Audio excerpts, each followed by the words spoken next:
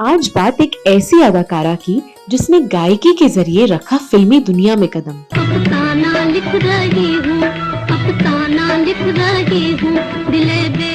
भारत की पहली हास्य अभिनेत्री जिनकी एक्टिंग से हंस हंस कर लोटपोट हो जाते थे लोग। मेरे इस थोड़े से खाने को किसी की नजर ना लगे। वो अभिनेत्री जिनके हाव भाव और बोलने के अंदाज भर से आ जाती थी हंसी, और जॉनी वॉकर के साथ तो उन्होंने लोगों को खूब हंसाया। उस दिन तुम भाग गया, आज हम तुमको नहीं जाने देगा। लेकिन आज हम भी जाने के लिए आए ही नहीं। लेकिन सबको हंसाने वाली ये अभिनेत्री कभी एक्टिंग की दुनिया में आना ही नहीं चाहती थी। तो आखिर वो कैसे आई एक्टिंग की दुनिया में? कैसे हमेशा चेहरे पर मुस्कान सजाए इस अभिनेत्री की असल जिंदगी में था इतना दुख और खालीपन कि शायद ही किसी को अंदाजा भी हो पाता था। हम बात कर रहे हैं सिंगर और कॉमेडी की मलिका टुनटुन की। कौन थी टुनटुन? कहाँ से आई थी? बचपन में ही माँ बाप के गुजर जाने के बाद नौकरानी का जीवन गुजार रही और दर दर की ठोकर खाती इस अभिनेत्री को कैसे मिला फिल्मी दुनिया का टिकट? कैसे गाने की शौकीन एक लड़की ने उठा लिया सबको हंसाने का जिम्मा? बताएंगे टुनटुन जी की जिंदगी से जुड़ी हर बात। आप बने रहे हमारे साथ। मेरी जान संडे के संडे आना, मेरी जान संडे के संडे। नमस्कार, आदाब, आप सभी का स्वागत है बॉलीवुड सिने बायोग्राफी के इस एपिसोड में। That's all, my lord. नहीं, तुम असली बात पूछना तो भूल ही गया।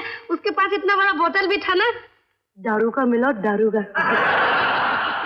टुनटुन का जन्म 11 जुलाई सन 1923 को हुआ था और जगह थी उत्तर प्रदेश जिले के अमरोहा के पास एक छोटा सा गांव अलीपुर। इनका नाम टुनटुन पड़ा फिल्मी दुनिया से, लेकिन इनका असल नाम उमा देवी खत्री था। इनका परिवार बेहद खुशहाल था, सब कुछ अच्छा चल रहा था। लेकिन जब उमा 2.5 साल की हुई तो इनके परिवार को किसी की नजर लग गई। जमीन जायदाद के लालच में इनके रिश्तेदारों ने माता पिता की हत्या कर दी थी, जिसके बाद भरे पूरे परिवार में बची सिर्फ उमा और उनका बड़ा भाई हरि। छोटी सी उम्र में ही दोनों बच्चों के सर से माँ बाप का साया छीन लिया गया।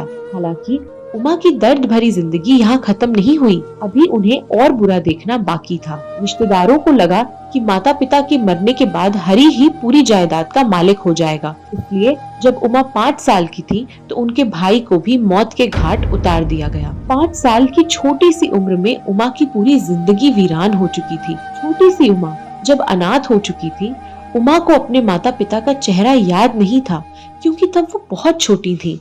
लेकिन अगर कुछ उन्हें याद आता था तो वो उनके भाई हरि का चेहरा, जो उनकी नजरों से जाता ही नहीं था। वो अपने भाई को याद करके बहुत रोती थी। पूरे परिवार को खो चुकी इस छोटी सी बच्ची के लिए सब कुछ उजड़ चुका था और रिश्तेदारों का घर ही अब उनका ठिकाना था। मगर 2 वक्त की रोटी के बदले वो रिश्तेदार उमा से किसी नौकरानी की तरह काम लेते थे। हालात तो ये हो गए थे कि रिश्तेदारों में कहीं पर भी कोई शादी ब्याह या अन्य कोई प्रोग्राम होता था तो वहाँ काम करने के लिए उमा को ही भेजा जाता था। अपने ही लोगों में उमा की हैसियत एक नौकरानी से बढ़कर कुछ नहीं थी। पढ़ाई लिखाई से दूर उमा की दुनिया खाना बनाना और बर्तन मांजने तक सीमित हो गई थी। हालांकि जिसके अंदर कला ने जन्म ले लिया हो उसे भला कौन ही रोक सकता है। उमा को गाने सुनने और गाने का शौक पैदा हो गया था और ये शौक उन्हें लगा था उनके इकलौते दोस्त रेडियो से। जब उनसे बात करने वाला कोई नहीं था तब उन्होंने रेडियो को अपना दोस्त बनाया। आलम ये था कि रेडियो पर बजने वाला एक एक गाना उनकी जुबान पर चढ़ा होता था। यहाँ तक कि उस गाने के गीतकार और गायक कौन है ये भी उमा को पता होता था। उमा इसी से गाने सुन सुनकर गुनगुनाती थी। हालांकि रिश्तेदार इतने क्रूर थे कि अगर उमा को गुनगुनाते हुए भी सुन लेते थे तो पिटाई कर देते थे। उमा को उन दिनों दिल्ली के दरियागंज में रहने वाले एक रिश्तेदार के घर काम करने के लिए जाना पड़ता था, जहाँ उनकी मुलाकात हुई एक्साइज डिपार्टमेंट के एक इंस्पेक्टर से जिनका नाम था अख्तर अब्बास काजी। ये ऐसे शख्स थे जिसने उमा के दर्द को समझा। उन्हें जब पता चला कि उमा को गाने का शौक है तो उन्होंने उमा का मनोबल बढ़ाया। उमा के भीतर आत्मविश्वास पैदा हुआ। मगर तभी अख्तर अब्बास काजी काम के सिलसिले में लाहौर चले गए। अब धीरे धीरे उमा के सिंगर बनने का सपना जुनून में बदलता जा रहा था। इसी बीच उनकी एक ऐसी दोस्त जो कि दिल्ली में रहकर नौकरी कर रही थी, उनकी जान पहचान फिल्म इंडस्ट्री में कुछ लोगों से थी। जब उमा देवी ने अपनी दोस्त से दिल की बात कही तो उस दोस्त ने डायरेक्टर नितिन बोस के असिस्टेंट हुसैन से उन्हें मिलवाया। उमा अपने हालात से बहुत दुखी थी, सो एक दिन मौका पाकर वो भी आंखों में गायिका बनने का ख्वाब लिए बॉम्बे भाग गई। बॉम्बे आकर उमा जावेद हुसैन से मिली। क्योंकि उनके लिए ये शहर एकदम अनजान था, इसलिए इस वक्त जावेद हुसैन ने उमा को अपने घर में रहने की जगह दी। यहाँ आने के कुछ दिनों बाद उमा जी के दो दोस्त बन गए, एक अभिनेता और निर्देशक अरुण आहूजा और दूसरी उनकी पत्नी गायिका निर्मला देवी। ये दोनों मशहूर अभिनेता गोविंदा के माता पिता थे। इनसे मिलकर उमा काफी खुश हुई और इन दोनों ने भी उमा की खूब मदद की। उन्होंने उमा को अलग अलग डायरेक्टर और प्रोड्यूसर्स से मिलवाया। उमा गायिका बनने का अपना ख्वाब पूरा करना चाहती थी, उसे जीना चाहती थी, इसलिए वो कोशिश करती रही। एक दिन उन्हें पता चला कि AR कारदर एक नई फिल्म शुरू करने जा रहे हैं जिसका नाम है दर्द। मौका निकालकर उमा कारदर स्टूडियो पहुंच गई। वहां पहुंचकर उमा बेझिझक एक ऑफिस नुमा कमरे में घुसी और कुर्सी पर बैठे शख्स से बोली, कारदर कहाँ मिलेंगे? उमा ने AR कारदर का नाम तो सुना था, मगर उन्होंने कारदर को कभी देखा नहीं था। कुर्सी पर बैठे उस शख्स को उमा का वो बेधड़क अंदाज पसंद आया। उसने जवाब दिया, मैं ही कारदर हूँ। AR कारदर को जब पता चला कि ये लड़की गायिका बनने आई है तो उन्होंने नौशाद के असिस्टेंट गुलाम मोहम्मद से उमा का टेस्ट लेने के लिए कहा। गुलाम मोहम्मद एक ढोलक लेकर बैठ गए। उमा ने उनसे कहा, ठीक से बजाना। गुलाम मोहम्मद उमा के बेपरवाह अंदाज से बड़े हैरान हुए। फिर गुलाम मोहम्मद ने ढोलक बजानी शुरू की। उमा ने फिल्म जीनत का एक गाना गाया जिसे फिल्म में नूरजहां ने गाया था। इस गीत के बोल थे, आंधियां गम की यूं चली।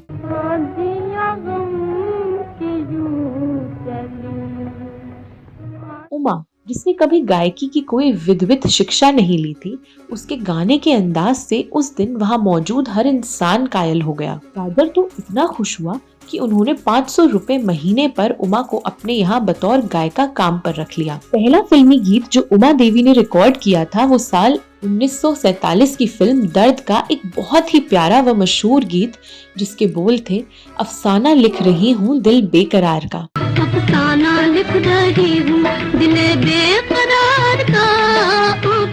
इस फिल्म में उमा देवी ने और 3 गाने भी गाए थे, जिसमें से एक बेताब है दिल। बेताब है दिल दर्द मोहब्बत के असर से जिस दिन। इस गाने में उन्होंने सुरैया के साथ जुगलबंदी की थी। वहीं एक और गाना था, आज मची है धूम। आज मची है धूम, ये खुशी में। ये सारे गीत खूब हिट रहे। अफसाना लिख रही हूँ दिले बेकरार का गाना अभिनेत्री मुनव्वर सुल्ताना पर फिल्माया गया था, लेकिन जब अभिनेत्री सुरैया ने ये गाना सुना तो वो सोचने लग गई कि काश ये गाना उनके लिए फिल्माया जाता, क्योंकि ये बहुत सुपर हिट होने वाला है। गौरतलब है कि अभिनेत्री सुरैया खुद एक बेहतरीन अभिनेत्री और गायिका थी। फिर जब ये गाना सामने आया तो सुरैया की कही बात सही साबित हुई। ये गाना इतना सुपर हिट हुआ कि आज भी लोगों के जहन में बसा हुआ है। इस गाने के हिट होते ही उमा जी रातों रात स्टार बन गई और उन्हें खूब पहचान मिली। यहाँ तक ये गाना लाहौर भी जा पहुँचा, जहाँ अख्तर अब्बास काजी उमा की आवाज सुनकर उनसे मिलने को बेचैन हो उठे। अब उन्होंने पाकिस्तान से इंडिया आने की ठान ली। इंडिया आते ही वो बॉम्बे में उमा के पास आए और अपने प्यार का इजहार कर दिया। उमा के मुश्किल दिनों में काजी ही उनका सहारा बने थे, इसलिए उमा भी उन्हें पसंद करती थी। फिर क्या था, साल 1947 में उमा ने अख्तर अब्बास काजी से शादी कर ली। साल 1948 में एक फिल्म आई अनोखी अदा, लेकिन इसमें यूके सोलो गाने ही थे। काहे जिया डोले और दिल को लगाए, ये दोनों ही गाने सुपर हिट रहे। हो कहाँ नहीं जाए, काहे जिया डोले हो कहाँ नहीं जाए। दिल को लगा के हमने कुछ भी न पाया।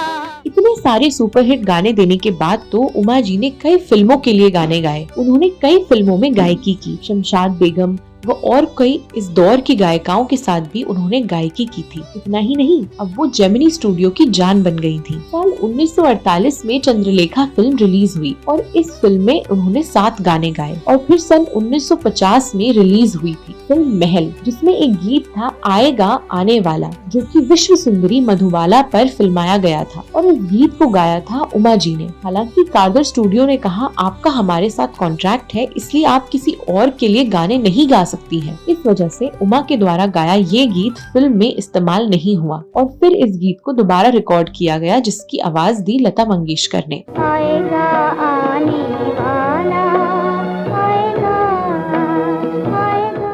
फिल्मों में अब उमा जी लगभग 45 गीत गा चुकी थी, जिनमें से ज्यादातर हिट रहे थे। हालांकि इसी दौरान वो माँ बन गयी, जिससे उन्होंने अपने बच्चों का पालन पोषण करने के लिए ब्रेक ले लिया। बच्चे होने के बाद दुबकी पतली सी उमा का वजन बहुत ज्यादा बढ़ गया था और एक समय ऐसा आया कि अब उन्हें लगने लगा था कि वो समय निकाल सकती हैं और वापस फिल्मों की ओर लौट सकती हैं। यहाँ एक बात और थी कि उनके पति अख्तर अब्बास काजी नौकरी करते थे, मगर जब परिवार बढ़ा तो उनकी तनख्वाह कम पड़ने लगी। ऐसे में उमा जी ने फैसला किया कि वो एक दफा फिर से फिल्म इंडस्ट्री में काम तलाशने की कोशिश करेंगी। यही सोचकर वो पहुंची संगीतकार नौशाद के पास। नौशाद उन्हीं दिनों एक फिल्म प्रोड्यूस करने जा रहे थे जिसका नाम था बाबुल। वो फिल्म एसयू सनी डायरेक्ट करने वाले थे। संगीत नौशाद खुद दे रहे थे और फिल्म में मुख्य हीरो हीरोइन थे दिलीप कुमार व नरगिस। उमा जी को उम्मीद थी कि नौशाद उनसे कोई गीत गवाएंगे, लेकिन उस वक्त तक फिल्म इंडस्ट्री में प्लेबैक सिंगिंग पूरी तरह से बदल चुकी थी। लता मंगेशकर और आशा भोसले जैसी नई गायिकाएं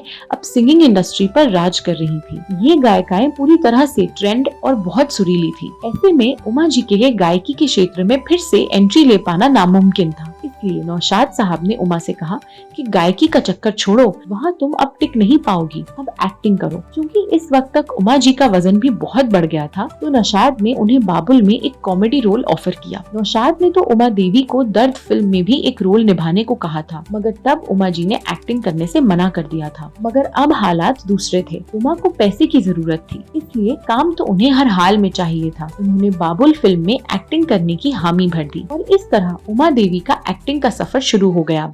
कहाँ जाता है? बैठना। बाबुल में उमा देवी की कॉमेडी को दर्शकों ने बहुत पसंद किया और फिर तो उमा देवी यानी टुनटुन की गाड़ी चल निकली। फिल्म बाबुल में ही उमा देवी का नाम टुनटुन पड़ा। दरअसल इस फिल्म में उमा देवी एक सीन में दिलीप कुमार से टकराकर गिर जाती हैं। इसके बाद दिलीप साहब कहते हैं, अरे भाई इस टुनटुन को कोई उठाओ। बस फिर क्या था, उमा को ये नाम बहुत यूनिक लगा और उन्होंने अपना नाम टुनटुन ही रख लिया।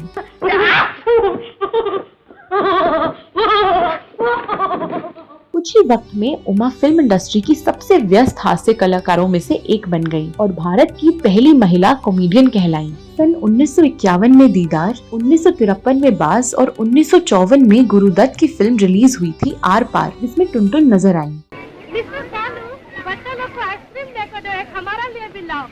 साल 1955 में भी गुरुदत्त की फिल्म मिस्टर एंड मिसेस 55 में टुनटुन नजर आई। इसमें भी उन्होंने अपनी अदाकारी का लोहा मनवाया। एकदम चालू है, खाने पीने ढोंग रहा चाहता है, इसलिए कि हम इससे 3 महीने का किराया और खाने पीने का बिल न मांगे, पर हम इस पर तरस नहीं खाएगा। साल 1955 में ही एक और फिल्म आई मरीन ड्राइव, जिसमें वो मशहूर कॉमेडियन जॉनी वॉकर की पत्नी बनकर आई और फिर दोनों ने मिलकर ऐसी अदाकारी की कि दर्शकों का हंस हंस कर बुरा हाल हो गया। डार्लिंग तुम्हारा रूप रंग कितना अच्छा है। फिर उसके बाद तुम हमसे शादी बनाएंगे ना? शादी? ओह गॉड। इसके बाद साल 1957 में गुरुदत्त की फिल्म प्यासा रिलीज हुई, जिसमें ये शरारती बच्चों के पीछे भागती और कॉमेडी करती दिखाई दी। कॉलेज में क्या शान थी तुम्हारी, और अब ये फतेह मजनू बने किसके लिए फिर रहे हो? इसके बाद 16वां सावन, फिर सुबह होगी और लाजवंती जैसी कई फिल्मों में भी ये नजर आई। इसके बाद वो फिर एक बार साल 1959 में गुरुदत्त के साथ फिल्म कागज के फूल में नजर आई। उधर सिन्हा साहब का टाइम गया, इधर तुम्हारा नंबर गया। आगे चलकर उन्होंने जंगल किंग, कोहिनूर और दिल भी तेरा हम भी तेरे जैसी कई फिल्मों में काम किया। साल 1960 में दिल अपना और प्रीत पराई में इन्होंने काम किया, जिसमें वो महान चरित्र अभिनेता ओम प्रकाश के साथ नजर आईं। गिरधारी भैया, इनको बीमारी मारी कुछ नहीं है, खामखा बहाना करके 1 महीने से यहाँ पड़े हुए। यहाँ खूबसूरत नर्सें मिलती है ना देखने को। साल 1960 आते आते अब फिल्मों में कॉमेडी के लिए टुनटुन सभी निर्माता निर्देशकों की पहली पसंद बन चुकी थी। अब तो टुनटुन के लिए स्पेशल रोल भी लिखवाए जाने लगे थे। हालांकि उस समय अलग अलग मेल कॉमेडियन के बीच टुनटुन ही इकलौती फीमेल कॉमेडियन थी। उन्होंने दिग्गज कॉमेडियन भगवान दादा, जॉनी वॉकर, केशव मुखर्जी, सुंदर और मुकरी के साथ काम किया। टुनटुन की दमदार अदाकारी का अंदाजा इस बात से लगा सकते हैं कि साल 1950 से 1982 तक हर साल तकरीबन 10 से 12 फिल्मों में वो नजर आती ही थी। इसके बाद 5 से 7 फिल्मों में उनके रोल होते ही थे। साल 1982 में मशहूर फिल्म नमक हलाल में भी टुनटुन नजर आई। मेरा मतलब है कुत्ते की मालकिन आप ही हैं। हाँ जी। ये कुत्तों की पार्टी चल रही है। ऐसा करते करते उन्होंने लगभग 163 फिल्मों से ज्यादा में अपने दमदार अभिनय से लोगों के दिलों में एक अलग जगह बनाई। उन्होंने एक से बढ़कर एक व लगभग हर बड़े स्टार की फिल्मों में कॉमेडी की। उनके सीन्स भले ही अधिकतर फिल्मों में एक या दो ही क्यों ना रहे हों, लेकिन उन सीन्स में भी टुनटुन वो कमाल कर जाती थी जिसकी उम्मीद डायरेक्टर प्रोड्यूसर उनसे किया करते थे। 70 के दशक के मध्य में टुनटुन ने फिल्मों में काम करना कम कर दिया। 80 के दशक में उनकी सक्रियता और कम हो गई और आखिरकार 80 के दशक के आखिर में उन्होंने फिल्मों से खुद को रिटायर कर लिया। 1990 में रिलीज हुई कसम धंधे की नामक फिल्म टुनटुन जी की आखिरी रिलीज्ड फिल्म थी और इसकी वजह थी उनके पति अख्तर अब्बास काजी का इस दुनिया से रुखसत हो जाना। पति की मौत के बाद उन्होंने फिल्म इंडस्ट्री को पूरी तरह से अलविदा कह दिया और वो बच्चों के साथ घर में ही समय बिताने लगी। टुनटुन के बच्चों में 4 बेटियां और 2 बेटे हैं। हिंदी, उर्दू, पंजाबी और कई क्षेत्रीय भाषाओं सहित टुनटुन ने लगभग 196 से ज्यादा फिल्मों में काम किया। हालांकि दुख की बात ये है कि पहली महिला हास्य कलाकार होने के बावजूद कभी भी फिल्म इंडस्ट्री ने उन्हें कोई अवार्ड नहीं दिया। हालांकि उनकी जैसी अदाकारी थी, दर्शकों ने भी उन्हें दिल खोल कर प्यार दिया और उनके लिए यही किसी अवार्ड से कम नहीं था। टुनटुन जैसा पर्दे पर दिखती थी वैसा ही मस्त मौला अपनी रियल लाइफ में भी थी। उनके अंदर जरा भी दिखावा और बनावटीपन नहीं था। पहले गायकी और फिर अदाकारी से उन्होंने फिल्म जगत में बहुत नाम कमाया। इस मोटापे को लेकर दुनिया परेशान हो जाती है, उन्होंने उस मोटापे को अपना हथियार बनाया और दुनिया को दिखाया कि अगर आप में इच्छा शक्ति हो तो आप हर सपना साकार कर सकते हैं। टुनटुन को जानने वाले लोगों का ये कहना है कि उनकी जिंदा दिली में कभी कमी नहीं आई थी। वो जब तक जिंदा रही, हंसती रही, हंसाती रही और ठहाके लगाती रही। मगर जब भी उनके माता पिता व भाई का जिक्र आता था तो वो उदास हो जाती थी। माता पिता को कभी न देख पाने का दुख उन्हें ताउम्र रहा और बड़े भाई की याद भी उनके दिल से कभी नहीं निकली। 24 नवंबर 2003 को 80 साल की उम्र में टुनटुन जी ये दुनिया छोड़कर चली गई। टुनटुन की मौत एक लंबी बीमारी के चलते हुई। वो तो चली गई लेकिन अपने पीछे छोड़ गई अपनी वो विरासत जिसके चलते वो भारत की पहली हास्य अभिनेत्री कहलाई। टुनटुन जैसी अभिनेत्री विरले ही दिखाई देती है जो अपने दिल में दुनिया भर का गम होने के बावजूद दुनिया को हंसाने का जिम्मा लिए हो। बॉलीवुड सिने बायोग्राफी की पूरी टीम इस महान गायिका और हास्य अभिनेत्री टुनटुन जी को श्रद्धांजलि अर्पित करती है। अब मुझे दीजिए इजाजत, मिलते हैं अगली बायोग्राफी में। धन्यवाद।